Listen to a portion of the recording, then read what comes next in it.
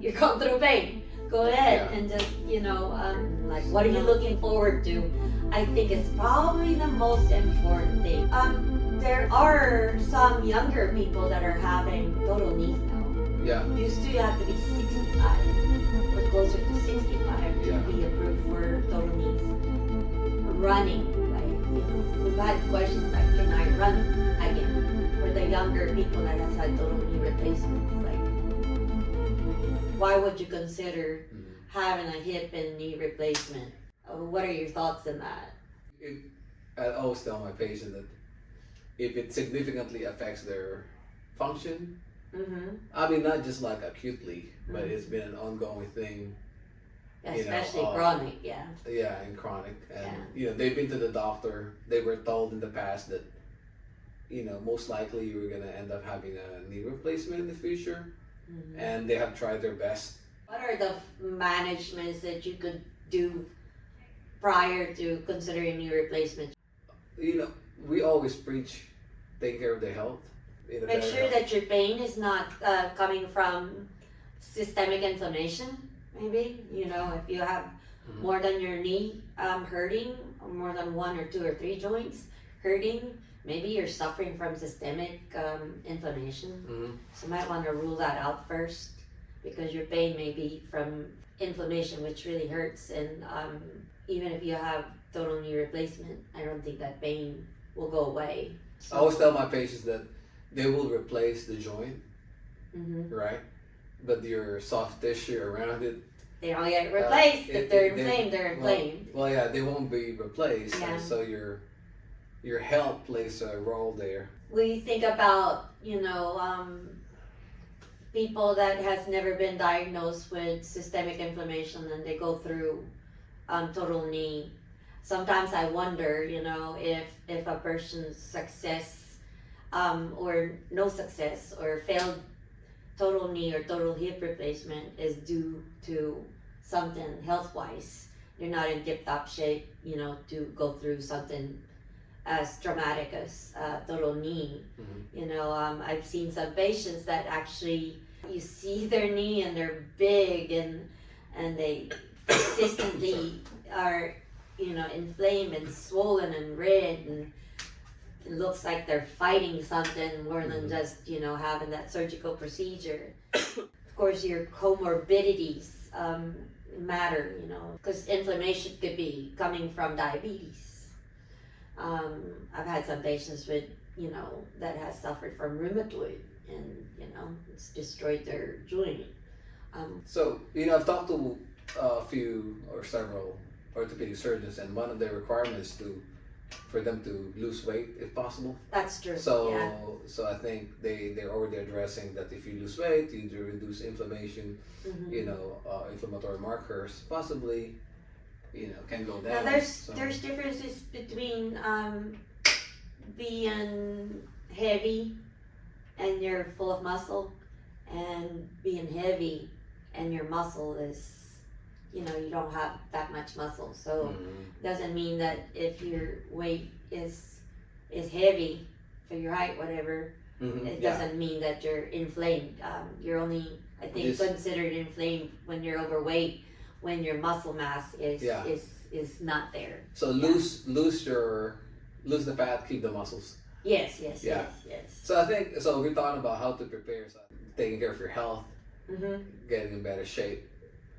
That's a good strategy to do before your joint replacement. Make sure you're healthy enough to undergo surgical procedure as big as that. I think if it doesn't hurt you, just I think. What I worry about for people, the deconditioned ones that's been hurting for a long time, and they haven't been moving. All the movement that they are doing is to, make it to the bathroom, make it to the kitchen, and their up times is barely an hour a day, and their muscles are dwindled, and I don't expect those people to. I don't know how they're gonna deal with pain, the post-surgical pain, where they cut your bone, replace it, pound it back in there. muscles being strained, pulled, stretched, you Mhm. know. I don't know how they can handle that. I think those people would benefit from prehab. What do you think? Yeah. Just to for one, get them motivated and get them prepared psychologically Yeah. that it's going to require exercising, moving, Yeah. and pushing through That's the pain. Yeah. That's true. I think staying active and you know keep moving. Some people Before the surgery. some people are in I know they're in pain, Hmm. but I think if they continue to stay as mobile as much as possible, I think that's part of the prehab. Instead of just like, okay, I'm hurting so bad, therefore I'm not gonna do anything. I'm just gonna sit on the couch and something like that. So yeah, creating a better health and keep moving. I guess doing some what you said like prehab. Yeah. Would be helpful. I think another thing to think about is I had a patient that thought about all of this before she had it. She set it up.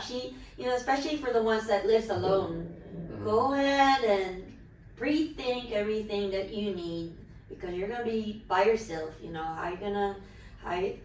Get your groceries done, get some meal prepping done, have someone do that for you, maybe get the house clean and all that. You're not gonna be moving much for a little while.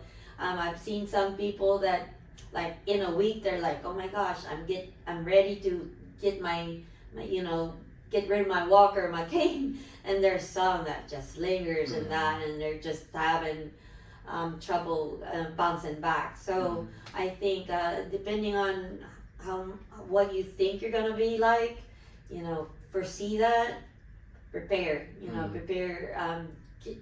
Get things lined up for you. Yeah. Maybe someone to stay with you for a couple weeks or something because it's not going to be So preparing not very pleasant. So you're saying that think of some like after the rehab, make sure that you have somebody that you like a support system. Support system and like I said, groceries done, meal prepping done.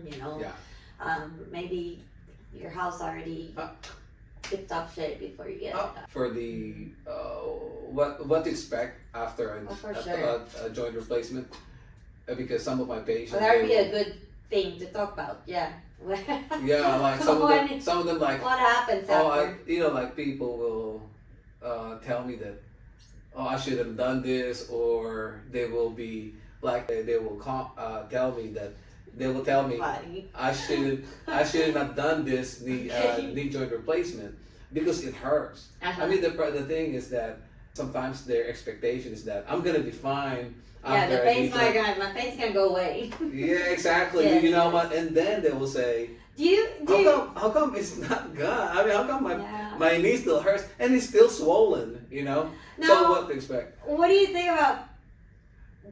Do you feel like doctors talk about that end of it, like the pain before they do the surgery on people? Like how much do you think do doctors talk about that?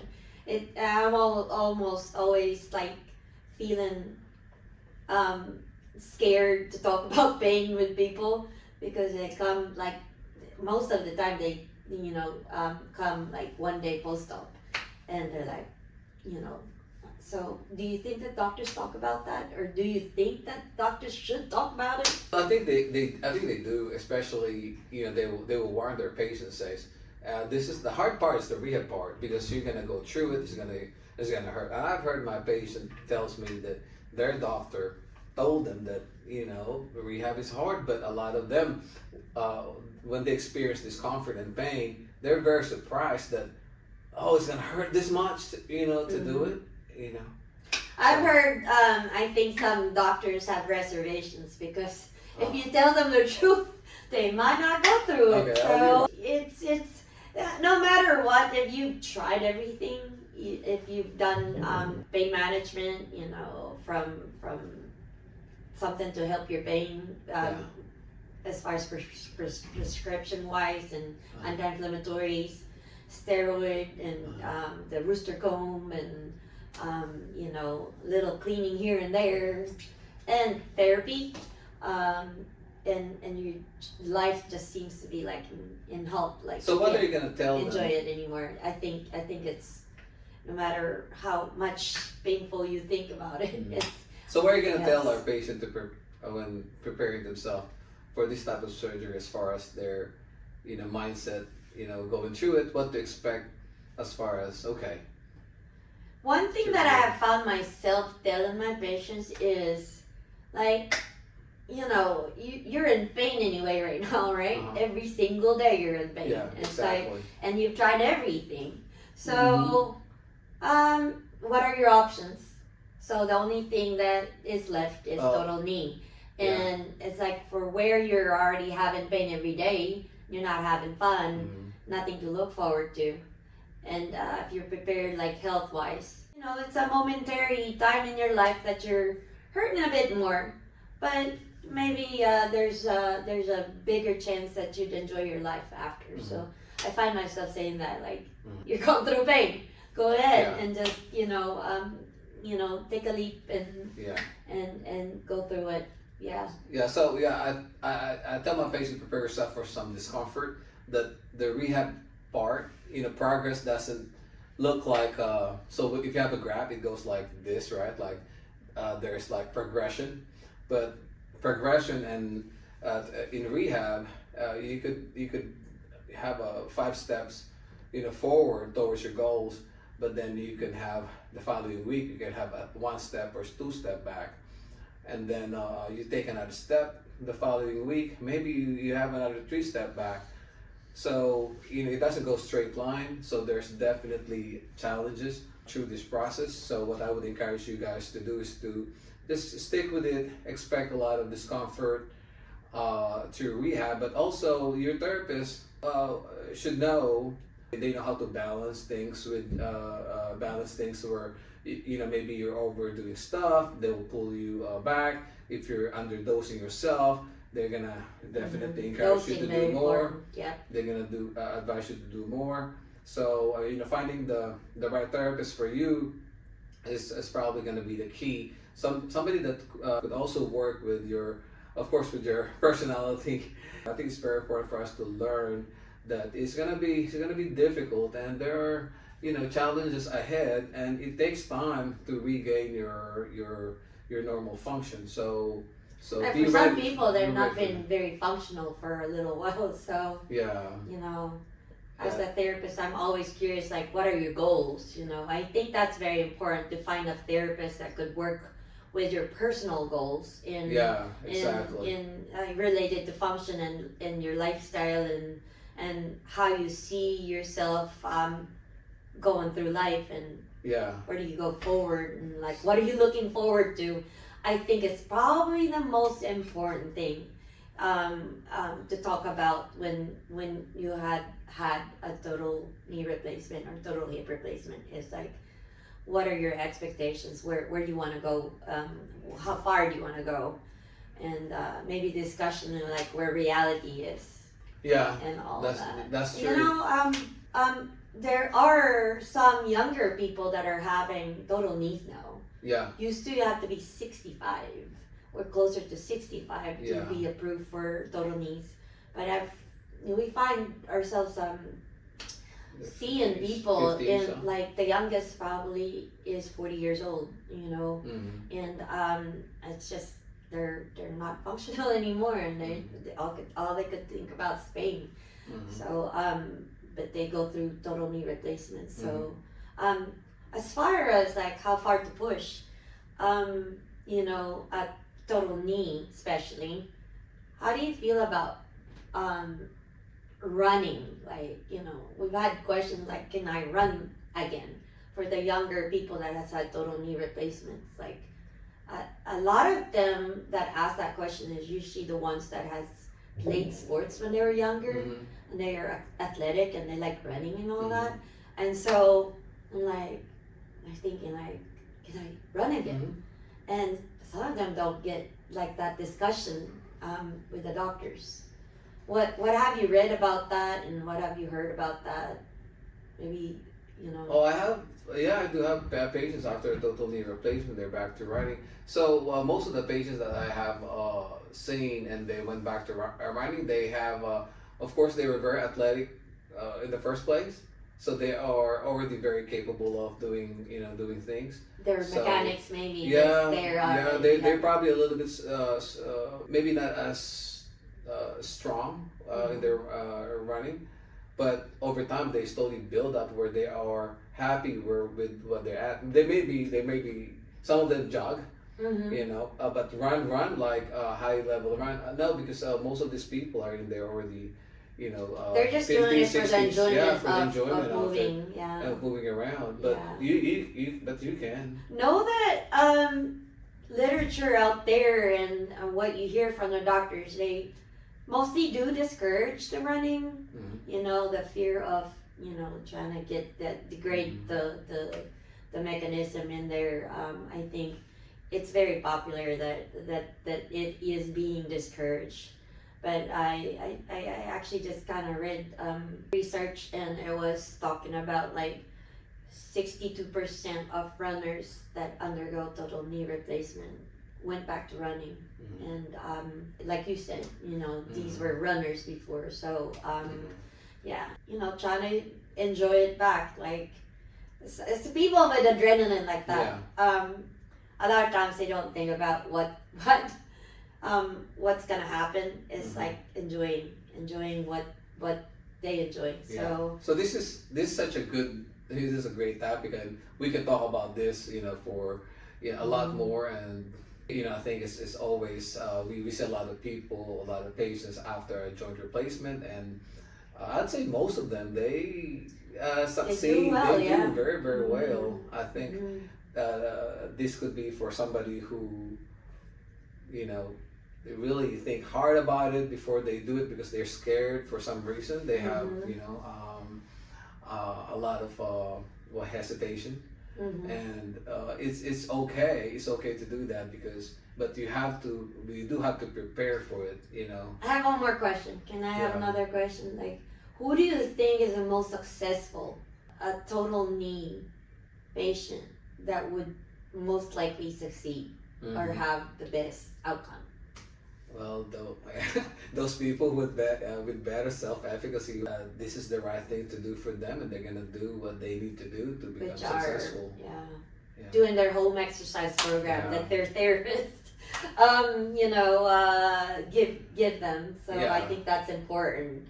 There's such a big difference when a patient comes in and they always sound very positive about their surgery and where they're motivated. They've got some things to look forward to. Yeah, they have things to look forward to. So that's half of the battle, I think. Just the mental state it's such a game changer, for our patients. That being optimistic, motivated, and positive, and can take